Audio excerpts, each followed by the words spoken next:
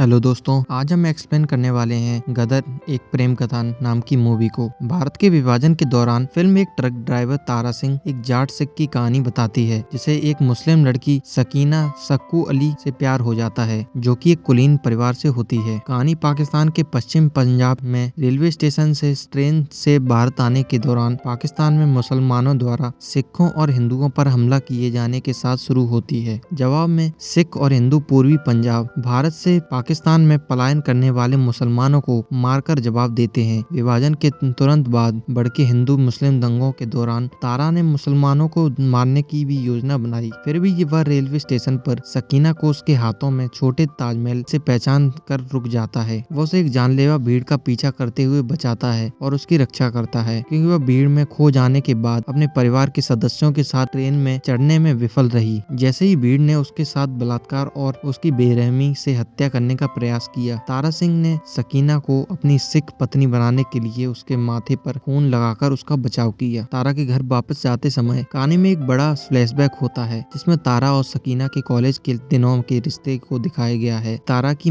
असली महत्वाकांक्षा सिंगर बनने की है। कॉलेज की कुछ लड़कियां जो मूर्ख तारा की दोस्त हैं, यह सोचती हैं कि उन्होंने उसे एक एहसान के बदले में एक म्यूजिक शो में जगह दिलवाई है। सकीना द्वारा चित्रित संगीत शिक्षक के सामने तारा खराब प्रदर्शन करता है। उसका दोस्त तब से उसे टैबलेट देता है, जो उसे अपने गायन कौशल को साबित करने में मदद करता है। इसके तुरंत बाद यह दिखाया गया है कि सकीना असली संगीत शिक्षक नहीं है, जो उसे दुखी करती है। म्यूजिक शो में प्रदर्शन करते समय सकीना ने घोषणा की कि वह अपना अभिनय नहीं करेगी, इसके बजाय कॉलेज में सीनियर्स की मर्जी के खिलाफ होने के बावजूद तारा को गाने का मौका देगी। तारा अपने टैलेंट से सभी को प्रभावित करता है। फाइनल ईयर पूरा घर लौट रहे थे तारा द्वारा ताजमहल। बाद में तारा के माता पिता जयदीप सिंह और दो बहनों को पाकिस्तान में रोता देखा गया, क्योंकि वे अमृतसर नहीं लौटे विभाजन से पहले। तारा का मुस्लिम दोस्त परिवार से मिलता है और उनसे उनके साथ रहने का अनुरोध करता है, क्योंकि माता पिता दोनों दोस्तों को समान रूप से प्यार करते हैं। लेकिन तारा के माता पिता और बहनें इससे सहमत नहीं हैं। वे अनिच्छा से छोड़ने का फैसला करते हैं। स्टेशन जाते समय तारा के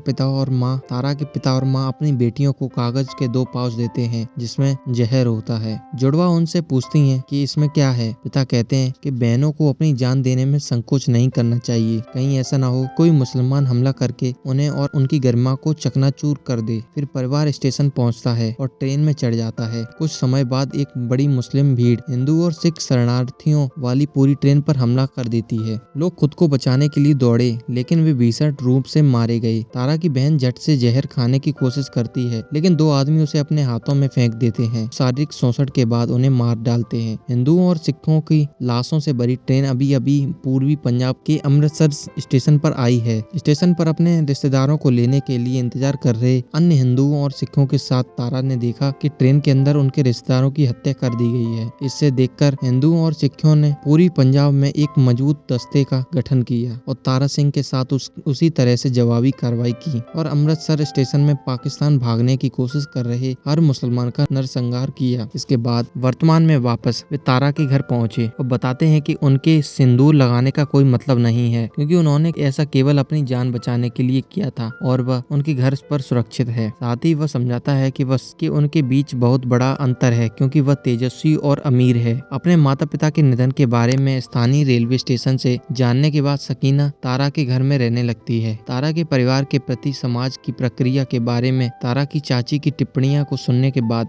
कि वह एक मुस्लिम रख रहा है, वह तारा से आग्रह करती है कि वह उसे एक मुस्लिम शरणार्थी शिविर में ले जाए, क्योंकि वह अब उस पर हावी नहीं होना चाहती। तारा और सकीना के लाहौर जाने से पहले सकीना जोर देकर कहती है कि उसने तारा की गुप्त डायरी पढ़कर उसके लिए उसके प्यार के बारे में जान लिया था। सीमा पर पहुंचने और उसके प्रति अपने प्यार का महसूस करने के बाद वो उसे शादी के लिए प्रपोज करती है। वे दोनों शादी भी कर लेते हैं और जीत नाम के एक बच्चे के माता पिता बन जाते हैं। उनका जीवन गुलाल के बिस्तर जैसा लगता है, जब तक सकीना एक पुराने अखबार को नहीं देख लेती। होली का त्योहार, जिसमें उसके पिता अशरफ अली की तस्वीर है, जो दर्शाता है कि उसके माता पिता जीवित हैं। उसके पिता अब लाहौर के मेयर हैं। जब सकीना उसे दिल्ली में पाकिस्तानी दूतावास से बुलाती है, तो वो उसे लाहौर ले जाने की व्यवस्था करता है। हालांकि तारा और उनके बेटे, जो उनके साथ लाहौर जाने वाले हैं, को अंतिम समय पर बताया जाता है कि उनकी वीजा औपचारिकताएं पूरी नहीं हुई हैं, जो उन्हें भारत में रहने के लिए मजबूर करती हैं। सकीना भारी मन से विदा होती है और लाहौर में रोमांचित हो जाती है। वह लाहौर में अपने अपने पूरे खानदान से मिलती है। उसे देखकर हर कोई रोमांचित हो जाता है। बाद में जब वह घर लौटना चाहती है तो उसकी माँ ने उसे बताया कि वह परित्याग करने वाली थी, क्योंकि लोग उसके एक भारतीय जाट के साथ रहने के बारे में बात कर रहे थे। उसके पिता भी भारत से पाकिस्तान की यात्रा के दौरान उनकी सभी कठिनाइयों से संबंधित हैं। सकीना आहत और दिल से टूट जाती है, लेकिन वह तब विरोध करना शुरू करती है जब उसके माता पिता के दोस्त उसकी शादी के बाद के जीवन के प्रचार स्टंट के रूप में इस्तेमाल करना शुरू कर देते हैं और पाकिस्तानी आबादी से अधिक सहानुभूति और वोट निकालने के लिए अपने ससुराल वालों को बुरी तरह से चित्रित करते हैं। बाद में उनका परिचय एक बहुत ही सुंदर लड़के से होता है जो एक बहुत ही प्रभावशाली अमीर परिवार से है। उसे बताया जाता है कि वो उससे शादी करेगी, लेकिन सकीना मना कर देती है और काजी साहब से कहती है कि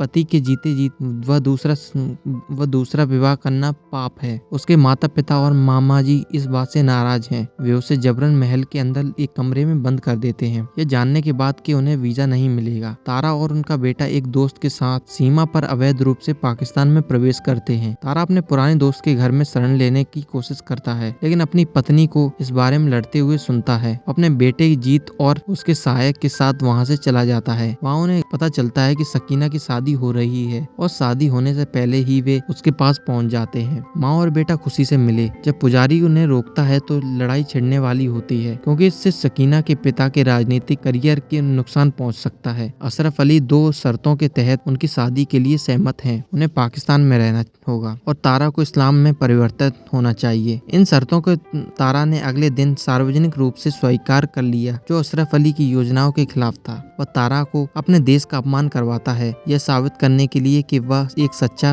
पाकिस्तानी है, जो उसे गुस्सा दिला देता है और इससे वह उस बड़ी भीड़ की किसी सदस्य को मार डालता है जिसे अशरफ ने उसे मारने के लिए भाड़े पर लिया था। तारा, सकीना, उनका बेटा और एक दोस्त भागने में सफल रहते हैं। तारा और सकीना शहर से भाग जाते हैं और सीमावर्ती जंगल के पास एक गरीब जोड़े की झोपड़ी में छिप जाते हैं, लेकिन उस आदमी की पत्नी एक लालची औरत है जो अपने के लिए सकीना के सारे गहने चाहती है। अपने पति की बात मानने से इनकार कर देती है और अधिक गहने नहीं मिलने पर सकीना को घर से बाहर निकालने की कोशिश करती है, लेकिन सकीना की जीत और तारा के साथ चले जाने के बाद अशरफ अली कुटिया में पहुंचता है। उथल पुथल की लंबी अवधि के बाद वे भारत के लिए बाध्य एक कपास मिल ट्रेन पकड़ते हैं। अशरफ अली को पता चलता है और वह उन्हें रोकने के लिए कुछ आदमियों को ले जाता है। आगामी लड़ाई में सकीना को उसके अपने पिता ने गोली मार दी। अस्पताल में सकीना कोमा में चली गई। बुरा सपना होने के बाद वह होश में आती है। फिल्म अशरफ अली द्वारा तारा को अपने दामाद के रूप में स्वीकार करने के साथ समाप्त हो जाती है और वे भारत लौट आते हैं। तो दोस्तों, यह थी गदर मूवी की कहानी। अगर आपको अच्छी लगी तो हमारे चैनल को जरूर सब्सक्राइब करें। धन्यवाद।